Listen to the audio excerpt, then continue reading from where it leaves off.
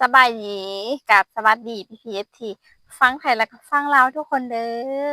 ยินดีต้อนรับเขาที่ช่องเก็ดแก้วสาวลาวเช่นเก่าเช่นเคยอีกแล้วล่ะเนาะเป็นจังใดพี่เนาะมื้อนี้พากันรับชมอยู่ไสอยู่ลาวไทยก็สามารถคอมเมนต์ใต้คลิปวิดีโอนี้ได้เด้อส่วนว่ามื้อนี้เนาะสาวเก็ดแก้วกับมีเรื่องราวทุกคนข่าวๆจากฟังลาวเฮาเนาะทุกคนที่ว่าอ่า ได้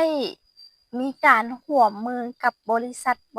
ใดบริษัทหนึ่งเนาะทุกคนที่ว่าการเกษตรบ่จั่งซี้หั้นน่ะทุกคนแล้วมีการอิที่เขาเอิ้นว่าพริกหรือว่าหมักเผ็ดเนาะคนไทยก็จะเอิ้นว่าพริกเนาะทุกคนเนาะแต่ว่าทางบ้านสะแก้วฝั่งลาวจะเอิ้นว่าหมากเผ็ดจั่งซี้นะทุกคนแล้วบัดทีนี้เนาะทุกคนเนาะเพิ่นก็ได้มีการแบบให้เฮ็ดการเกษตรการปลูก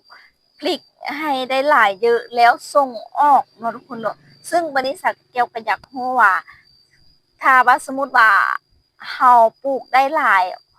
จะส่งออกมีวิธีใดแดเป็นพริกแห้งบ่พริกบดบ่หรือว่าเป็นอิหยังก็คนเป็นพริกที่เก็บมาสดๆบ่ทุกคนแล้วก็จะส่งเข้าประเทศใดแน่นั่นเองทุกคนเดี๋ยวเราไป เบิ่งไปฟังคลิปวิดีโอไปพร้อมๆกันเลยทุกคนว่าจะมีประเทศใดๆแล้วส่งออกแบบใดแด่ทุกคนก่อนสิไปรับชมสาวเกี่ยวก็ต้องขออนุญาตจากเจ้าของช่องด้วยที่เอาช่องของเพิ่นไปเผยแพร่ก็ต้องขออนุญาตหลายๆเด้อเอาช่องนี้ไปเผยแพร่ก็เพื่อเป็นความรู้หรือว่าอยากให้ทุกคนได้รู้ว่า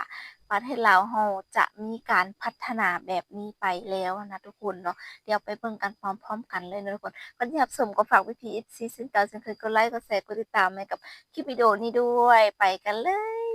สินค้าส่งออกยุทธศาสตร์นะครับโดยที่สปป.ลาวเนี่ยได้ร่วมมือกับทางองค์การอาหารและเกษตรแห่งสหประชาชาติหรือ FAO ในการพัฒนาห่วงโซ่การผลิตพริกภายใต้โครงการที่ชื่อว่า Hand in Hand Initiative เพื่อที่จะเพิ่มรายได้ให้กับเกษตรกรของสปป.ลาวแล้วก็เป็นการดึงดูดเม็ดเงินลงทุนเข้าไปที่สปป.ลาวมากขึ้นไปกว่าเดิมด้วยข้อมูลณปัจจุบันก็คือที่สปป.ลาวปัจจุบันมีพื้นที่ที่เหมาะสมกับการเพาะปลูกพริกเนี่ยมากถึง 15.4 ล้านเฮกตาร์แต่ว่าถ้าไปดูปัจจุบันนี้ผลผลิตพริกที่สามารถทำได้ตกอยู่ประมาณ 7-8 ตันต่อเฮกตาร์เท่านั้นซึ่งถือว่ายังค่อนข้างน้อยครับมีการประเมินกันว่าถ้าสามารถเอาเทคโนโลยีสมัยใหม่เข้าไปช่วยผลผลิตจะสามารถเพิ่มจาก 7-8 ตันกลายเป็น 46 ตันต่อเฮกตาร์หรือเพิ่มขึ้นถึงเกือบ 6 เท่าจากระดับปัจจุบันครับ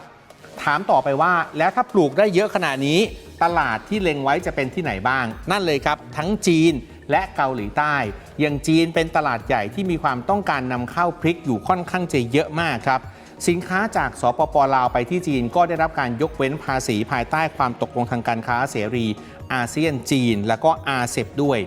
ในอีกด้านหนึ่งสปป.ลาวมีข้อได้เปรียบก็คือมีเส้นทางรถไฟ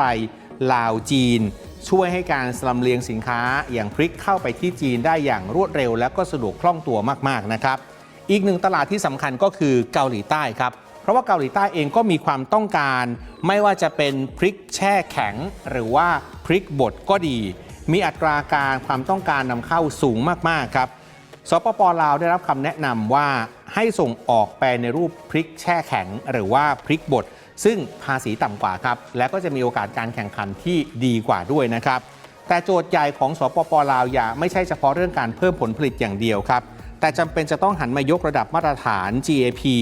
สร้างระบบการตรวจสอบย้อนกลับดูแลสารตกค้างพัฒนาห้องเย็นบรรจุภัณฑ์ให้ได้มาตรฐานส่งออกด้วยถ้าทำสำเร็จคนที่จะได้ประโยชน์จะไม่ใช่แค่เกษตรกรครับแต่จะรวมไปถึงธุรกิจเมล็ดพันธุ์โรงคัดบรรจุห้องเย็นโรงงานแปรรูป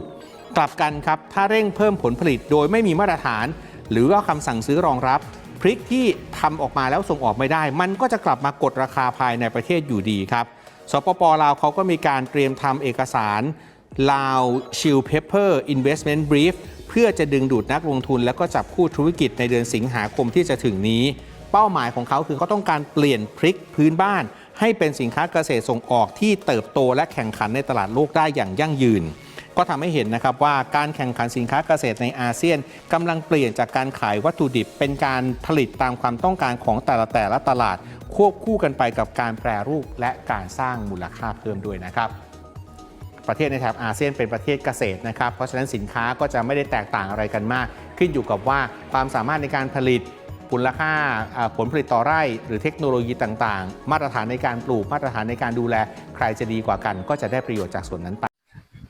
เป็นจังใดกันแน่ PPFC หลังว่าจากได้เบิ่งคลิปวิดีโอนี่เนาะ PPFC ทุกคนลองคอมเมนต์มาโอ้ลมกันได้ทุกคนหลังจากว่าเห็นคลิปวิดีโอนี้แล้วมีความคิดเห็นจังไรเนาะทุกคนเนาะแล้วทุกคนประเทศที่ส่งออกก็จะเป็นประเทศจีนเนาะแล้วก็เกาหลีใต้เพราะว่าทุกวันนี้หรือว่าซุมื้อนี้ทุกคนรถไฟลาวจีนเนาะทุกคนจะมีการอันนั้นตลอดนะทุกคนเนาะก็จะมีอยู่2ประเทศเนาะทุกคนที่ว่าถ้าสมมติว่าประเทศลาวเขา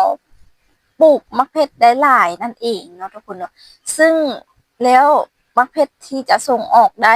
เป็นมะเขือที่แช่แข็งหรือว่าบดแล้วจังซี่นะทุกคนจึงสามารถส่งออกได้นั่นเองทุกคนก็ขอให้แบบการวิจัยนี้หรือว่าอันนี้เป็นความจริงนะทุกคนถือว่าแบบก็เป็นการที่ว่าประเทศลาวเราได้เปิดโลกกว้างขวางอีกกว่าใดทุกคนในมุมมองของสาวแก้วเนาะทุกคนที่ว่าจะมีโอกาสดีๆเข้ามาแบบนี้ทุกคนเนื่องจากว่าประเทศลาวเราจะ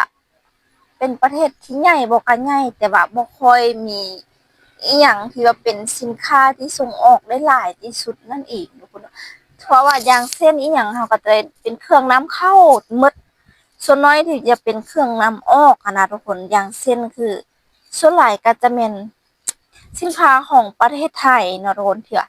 นำเข้ามาหลายที่สุดในประเทศลาวเฮาก็ว่าได้ทุกคนเนาะทำที่เสาแก้วได้แบบไปซื้ออีหยังสับทุกอย่างอะไรทุกคนควงของอยู่ของใช้ในชีวิตประจำวันประเภทการครัวการเฮือนอีหยังเนาะทุกคนครบหมดเนาะ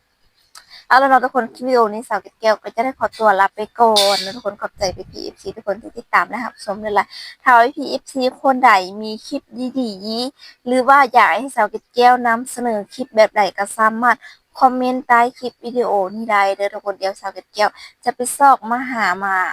รีแอคชั่นให้เบิ่งน้ำกันเนาะทุกคนเนาะ